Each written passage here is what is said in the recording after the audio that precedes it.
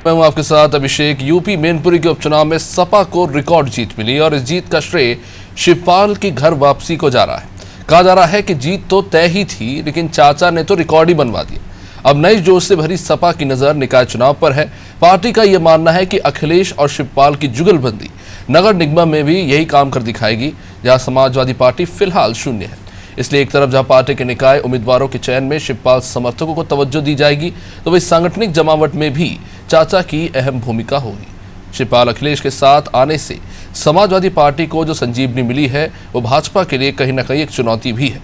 इस बार भाजपा का इरादा नगर निगमों में क्लीन स्वीप का है। पिछली बार थोड़ा चूक गई थी, लेकिन इस बार क्लीन स्वीप का है। अब देखना है कि समाजवादी पार्टी की एकता भाजपा के इरादों पर क्या असर डालती है। शिवपाल सिंह यादव किसी भी चुनाव में अलग अलग रहे ही नहीं, सारे चुनावों में वो एक साथ मिलकर लड़ते रहे हैं। बीता नगर निगम चुनाव भी अखिलेश जी और शिवपाल जी साथ थे।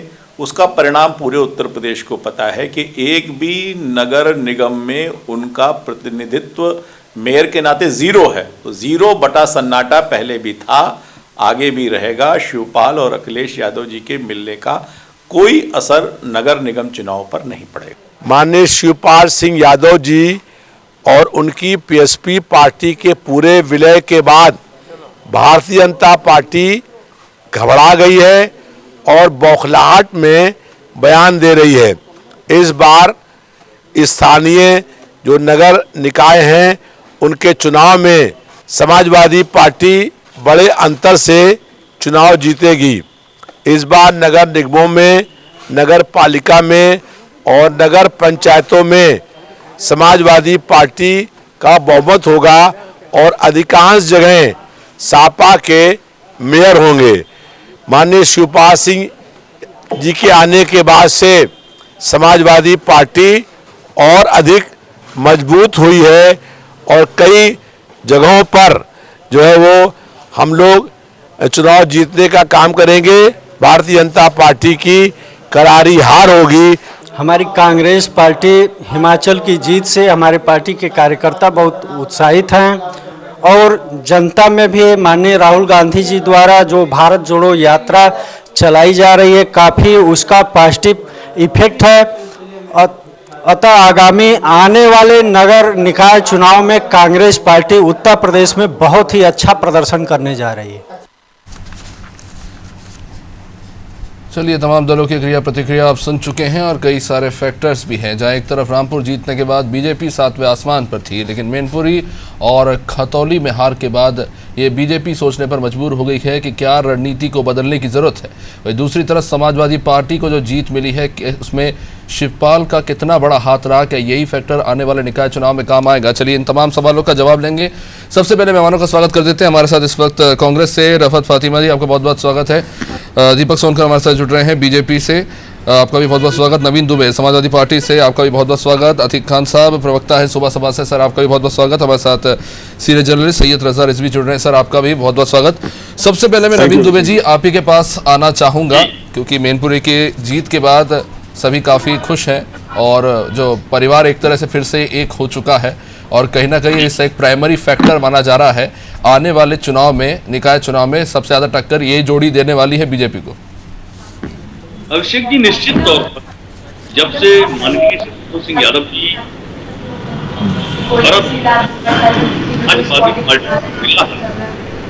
निश्चित तौर पर हमारे सभी समाजवादी हुआ है, संचार इतना जबरदस्त हुआ है कि जो लोग विचारधारा का आज समाजवादी विचारधारा का अनुसरण कर रहे हैं, क्योंकि उन्होंने ये महसूस किया है विगत 6 वर्षों में। आपको मैं एक एग्जाम्पल बताऊंगा, एक प्रैक्टिकल। आप देखिए, इन्होंने शिक्षा मित्रों से वादा किया, खरे नहीं उतरे, धोखेबाजी हो गई उनके साथ। उसके बाद माननीय न्यायालय ने कहा इनका मानदेय 17,000 रुपए दीजिए, सरकार उससे भी बैकआउट कर गई, नहीं दे रही है, सुप्रीम कोर्ट चली गई। अनुदेशक, शिक्षा मित्र, आपके बीपीए धारक, कौन सा ऐसा वर्ग है जो सरकार से खुश है और क्यों जनता इनको वोट दे दे? पहला सवाल ये है। कोई कारण नहीं है जो जनता भारतीय जनता पार्टी को वोट करे। और स्थानीय निकाय के जो चुनाव होते हैं हमारे यहाँ 17 नगर निगम हैं, 2 से नगर पालिकाएं हैं, 546 नगर पंचायतें हैं। इनके चुनाव होने हैं, तो इन चुनावों में जनता अपने स्थानीय मुद्दों को लेकर मतदान करती है। समाजवादी पार्टी ने अपनी स्क्रीनिंग कमेटी बनाई है, अच्छे कैंडिडेट हम उतारने जा रहे हैं। बिल्कुल भारतीय जनता पार्टी के समाजवादी पार्टी के बीच में चुनाव आप देखिएगा, मैं आज की बात कह रहा हूँ जी 70 और 30 का रेशो रहेगा। 70% कैंडिडेट हमारे जीत के आएंगे और 30% पर भारतीय जनता पार्टी और अन्य दल होंगे। ये आप नोट कर लीजिए, क्योंकि परिणामों के बाद हम और आप इस पर चर्चा करें। नवीन जी, दावे तो कई सारे होंगे, अभी खैर चुनाव चल रहा है, लेकिन मैं मैनपुरी पे आना चाहूंगा कि उसके बाद दोनों पार्टियों का विलय हो गया और आप काफ़ी कॉन्फिडेंट नजर आ रहे हैं। बट बीजेपी कह रही है it is a sympathy win, क्योंकि मुलायम सिंह यादव जी उत्तर प्रदेश के इतने बड़े कद के नेता थे कि उनके आगे वैसे भी कोई टिक नहीं सकता। लेकिन अब जो है आप शिवपाल सिंह यादव जी को क्रेडिट दे रहे हैं और कहीं ना कहीं बोल रहे हैं कि जो मैजेस्टिक विन जो मिला है सपा को, उसमें उनका बहुत बड़ा हाथ है। तो इज इट ट्रू और is it just sympathy which worked for you?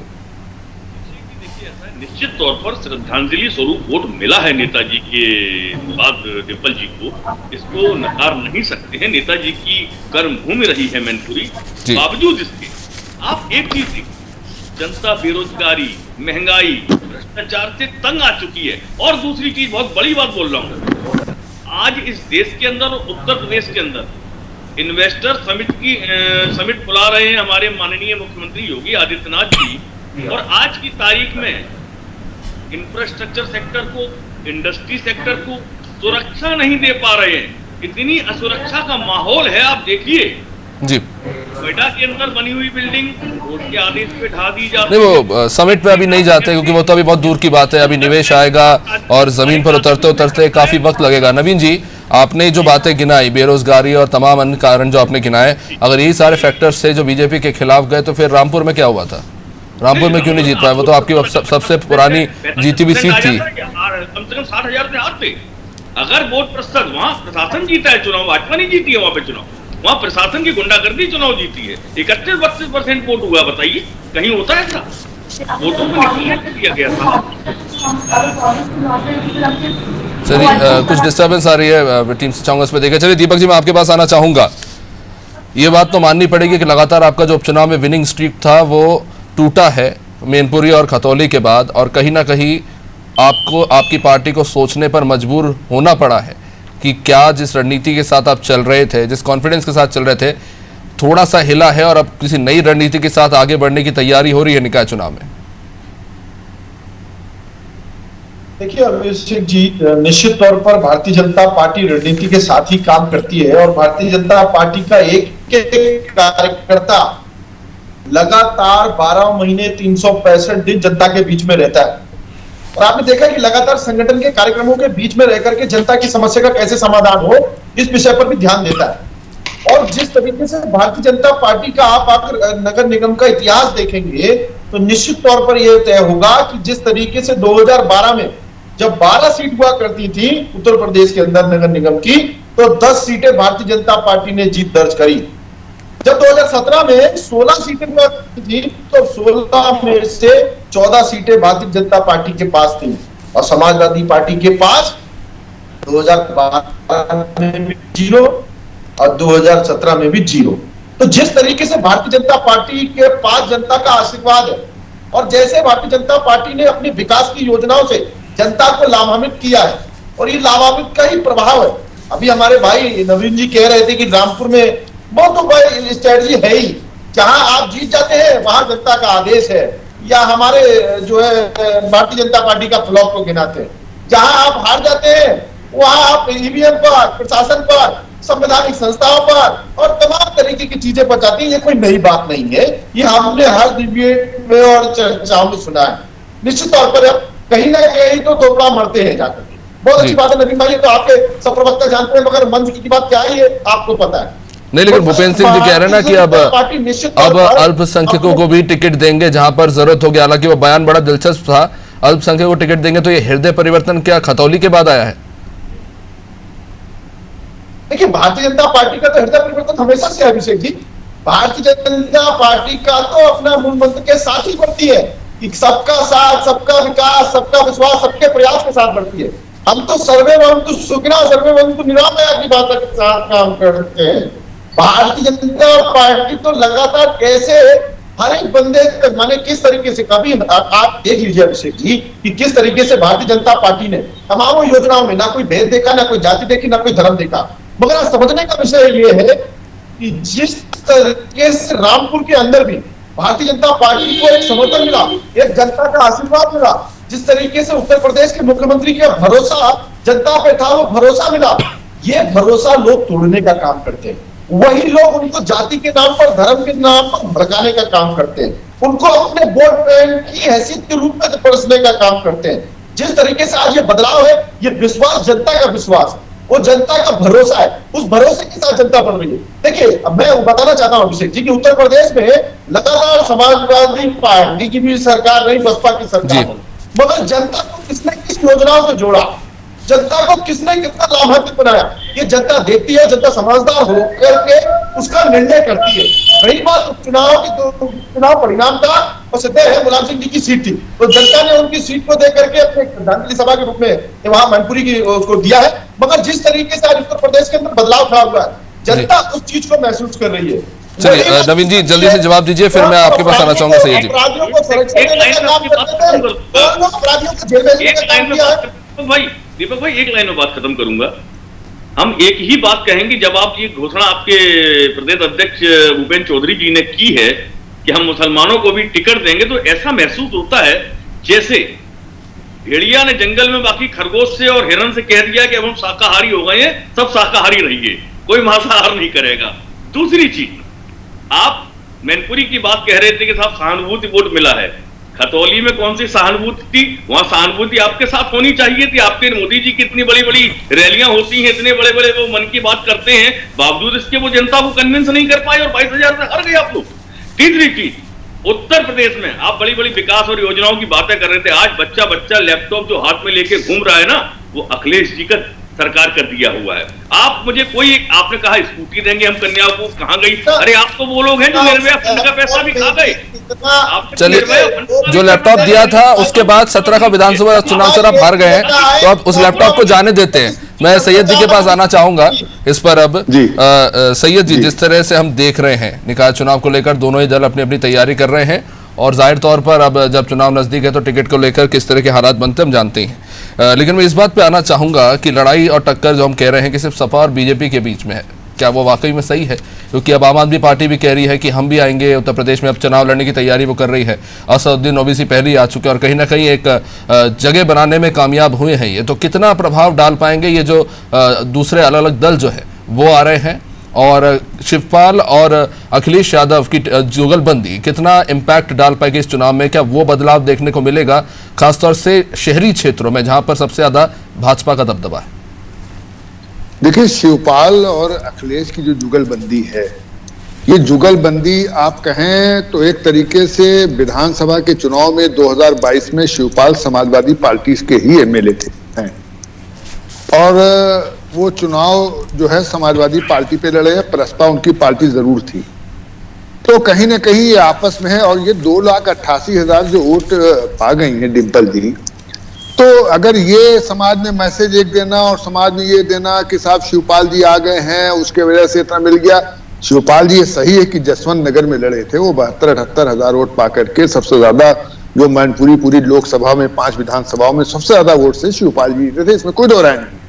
और करहल में अखिलेश उससे कम वोट में जीते थे, 55,000 से पाए थे। तो ये सही है कि जो है वो वहां वोट ज्यादा पाए थे, लेकिन 2,88,000 डिम्पल जी जो वोट पाके जीती हैं, 1996 से लेके तिल नाउ आज तक, क्या मुलायम सिंह कोई लीडर नहीं थे? मुलायम सिंह क्या लोग उनको नहीं मानते थे? मुलायम सिंह को लोग नहीं जानते थे? मुलायम सिंह का अपना नहीं है। मुलायम सिंह एक एक घर में एक एक वोटर्स को नाम से याद रखते थे। वो मैं जानता हूं, मैं करीब से मैंने देखा है, वो एक एक वोटर को नाम, एक एक गांव उनको बिल्कुल जबान पे रटा रहता था। तो उनके अपने काम। शिवपाल आए जरूर, अखिलेश और डिम्पल वहां उनके घर गए, उनको ले आए, इसलिए ले आए कि जाहिर सी बात है कि जसवंत नगर में एक विधानसभा थी, और ये एक अच्छी बात हो गई कि परिवार में मेल हो गया। ये ठीक है, मेल मोहब्बत होना चाहिए, झगड़ा लड़ाई नहीं होना चाहिए। लेकिन ये कहना कि शिवपाल के वजह से 288 मिल गया तो ये मैं नहीं मानता हूं, क्योंकि शिवपाल तो उस टाइम भी थे, ऐसा नहीं कि शिवपाल नहीं थे, शिवपाल तो लड़े थे समाजवादी से, जीते भी अपना। तो ये मुलायम सिंह यादव की अपनी सिंपैथी, उनके दुनिया में न रहने की वजह से लोग ने उनकी जो है वो कहा कि भाई ये सीट जो है नेताजी की सीट है और नेताजी के जाने के बाद हम हक अदा करेंगे, और अगर इस सीट को हम नहीं जिताएंगे तो हमें लगता है कि हम नेताजी से गद्दारी करेंगे। और हमारे एक साथी कह रहे थे कि साहब रामपुर में जो है वोट डालने को नहीं मिला और ये हो गया वो हो गया, तो यहाँ मैनपुरी में कैसे इतना वोट मिल गया भाई? अगर रामपुर में नहीं मिला तो मैनपुरी में भी नहीं मिलना चाहिए। तो ये कहना ये गलत है कि साहब नहीं वहां नहीं डालने दिया गया। लेकिन अब ये भारतीय जनता पार्टी को भी अपनी स्ट्रेटजी पर कुछ ना कुछ ध्यान देना पड़ेगा। इसलिए देना पड़ेगा कि जो खतौली की सीट है वो जो गई है, क्योंकि खतौली की सीट भारतीय जनता पार्टी की सैनी की सीट थी, वो वहां भारतीय जनता पार्टी को जीतना चाहिए था, लेकिन भारतीय जनता पार्टी वहां नहीं जीत पाई, वहां जो है वो आरएलडी जीत गई। और ये तो जो मैनपुरी है तो समाजवादी पार्टी की थी ही, लेकिन रामपुर जो है समाजवादी पार्टी की भी थी, लेकिन समाजवादी पार्टी से भारतीय जनता पार्टी ले लिया। तो भारतीय जनता पार्टी एक सीट तो मिली, लेकिन खतौली की जो स्ट्रेटजी हुई है वहां मुस्लिम और जाट, अब इस पर भारतीय जनता पार्टी को, हाँ, इस पर भारतीय जनता पार्टी को सोचना पड़ेगा। जबकि आप देखिए हमारे भूपेंद्र चौधरी साहब जाट समुदाय से आते हैं जी, और ये माना जा रहा था कि साहब अब की जो है वो मुजफ्फरनगर के खतौली में जो है ज्यादा से ज्यादा जो है अच्छे तरीके से जीतेंगे। सैनी की सीट है और सैनी की सीट में उनकी बीवी को टिकट दिया गया, तो हमें लगता था कि ये अच्छे वोटों से जीतेंगी। और संजीव बालियान मुजफ्फरनगर के मेंबर ऑफ पार्लियामेंट ने, उन पर भी एक प्रश्न जा रहा है कि साहब वो किस तरीके से वहां उन्होंने किया। तो मकसद है कि भारतीय जनता पार्टी स्ट्रेटजी अपनी चेंज करेगी। भूपेंद्र यादव इनके सेंटर में मिनिस्टर हैं, उनको जो है यादवों पे काम करना पड़ेगा ज्यादा से ज्यादा, क्योंकि भूपेंद्र यादव वहां सुना दिल्ली में यादव समाज वाले मिलने जाते, एक मैं नाम नहीं बताऊंगा उनका, मेरे साथ ही गए थे, और वहां गेट पे कह के आए कि साहब मेरा फलाना नाम है फलाना यादव और मैं जो है वो हाईकोर्ट का एडवोकेट भी हूँ, नाम नहीं बताऊंगा, लखनऊ के। और वो गए, उन्होंने कहा साहब जब भी आए तो कहिए हमसे फोन से बात कर लेंगे, नहीं बात किया। यानी आप सेंट्रल मिनिस्टर हैं, अपने समाज को नहीं जोड़ेंगे तो जाहिर सी बात है कहीं ना कहीं दिक्कत होगी। तो भारतीय जनता पार्टी अपनी स्ट्रेटजी चेंज कर रही है और अंदर खाने में वो काम कर रही होगी, क्योंकि वो बैठने वाले नहीं है बीजेपी वाले के बैठ जाएं। और यही हाल है कि समाजवादी पार्टी भी खुश है और वो भी अपनी स्ट्रेटजी कुछ न कुछ कर रहे हैं। जी, अतीक साहब आपसे जानना चाहूंगा कि ये जो परिवर्तन आया है, हालांकि बीजेपी से परिवर्तन मानने से इनकार कर रही है, कह ले कि अखिलेश यादव और शिवपाल जी तो हमेशा से साथ ही रहे हैं, तो क्या आप भी यही मानते हैं या कोई बड़ा परिवर्तन देखने को मिलेगा पार्टी के अंदर आंतरिक रूप से भी और जमीनी स्तर पर आने वाले चुनाव में भी? देखिए, अगर देखा जाए तो कभी अलग थे ही नहीं, पार्टी भले अलग थी लेकिन हमेशा ये साथ ही में रहे हैं। तो मुझे नहीं लगता है कि, लेकिन अतीक साहब पार्टी का मतलब एक व्यक्ति थोड़ी है, उसके पीछे इतना बड़ा जो संगठन है उसमें इतने सारे नेता हैं, उनकी अपनी महत्वाकांक्षा है और सबको अब एक थाली में ले आए हैं तो उनको भी तो पूरा करना होगा। भाई इससे पहले भी आदरणीय शिवपाल यादव जी ने जो चुनाव लड़ा था उसमें इन्हीं के समाजवादी से ही लड़ा था, तो मुझे लगता है कि इसका कोई परिवर्तन ज्यादा नहीं आएगा। रही बात इतने बड़े अंतर से माननीय डिंपल यादव जी ने जीत हासिल की है, मुझे लगता है कि ये नेताजी की सिंपैथी थी, वहां की जनता ने उनको श्रद्धांजलि दी है। और रही बात, देखिए चुनाव जो भी है, अपना लोकसभा का अपना समीकरण होता है, उपचुनाव का अपना समीकरण होता है, निकाय चुनाव का अपना समीकरण होता है। तो देखिए अगर देखा जाए गहराई से तो ये जो छोटे चुनाव होते हैं इनके कहीं ना कहीं सत्ता पक्ष का अपना एक अलग पावर होता है। मुझे लगता है कि हमेशा से सत्ता पक्ष इस पे हावी रही है। तो रही बात आदरणीय अखिलेश यादव जी की, देखिए जनता आज कहीं ना कहीं बहुत परेशान है, महंगाई से, गरीबी से, बेरोजगारी से, जीएसटी से, तो जनता इसका जवाब देगी। अतीक साहब अगर ऐसा होता, अगर सत्ता पक्ष हावी रहती तो बीजेपी कैसे जीत गई 2012 में इतनी सारी शहरी सीटें? नहीं, देखिए मैंने कहा सबका समीकरण अपना अलग होता है, लोकसभा का अलग होता है, विधानसभा का अलग होता है। तो विधानसभा का समीकरण कुछ अलग था, एक हवा थी, एक लहर थी बीजेपी के, आदरणीय नरेंद्र मोदी जी की चेहरे पे बीजेपी ने चुनाव लड़ा और मंदिर मस्जिद के मुद्दे पे चुनाव लड़ा। तो कभी कभी होता क्या है कि जनता को मुद्दे से राजनीतिक पार्टियां भटका देती है, और यही हुआ 2000 जो आपने अभी जो पिछले चुनाव का जिक्र किया उसमें यही हुआ कि कहीं ना कहीं धार्मिक एजेंडे ज्यादा चले, मंदिर मस्जिद का एजेंडा ज्यादा चला, तो इसलिए भारतीय जनता पार्टी सरकार बनाई है। लेकिन इसको नहीं नकारा जा सकता। देखिए सरकार जनता के लिए काम करेगी, और कुछ ऐसी भी सरकारें हैं जो जनता के खिलाफ भी काम किया है। तो मुझे लगता है जनता ने समाजवादी पार्टी को भी देखा है और भारतीय जनता पार्टी को भी देखा है। इस बार देखिए, मोदी जी के साथ साथ जो है वो योगी जी ने भी 5 साल काम किया है, तो आम जनता उसको भी देख के वोट दी है। मोदी जी ठीक है, प्रधानमंत्री हैं, उनकी इज्जत है, उनकी प्रतिष्ठा है, लेकिन 5 साल उत्तर प्रदेश में योगी आदित्यनाथ जी ने काम किया है। तो सही साहब, लेकिन कह रहे हैं ना पार्टी वाले कि जमीनी मुद्दों पर चुनाव लड़ा जाएगा। चलिए मैं रफत फातिमा जी के पास आना चाहूंगा। आप लोग हिमाचल में चुनाव जीते हैं, हिमाचल की आवाज तो आपको रास आ गई है, लेकिन क्या लगता है उत्तर प्रदेश में उस तरह का रिवाइवल देखने को मिलेगा फातिमा जी?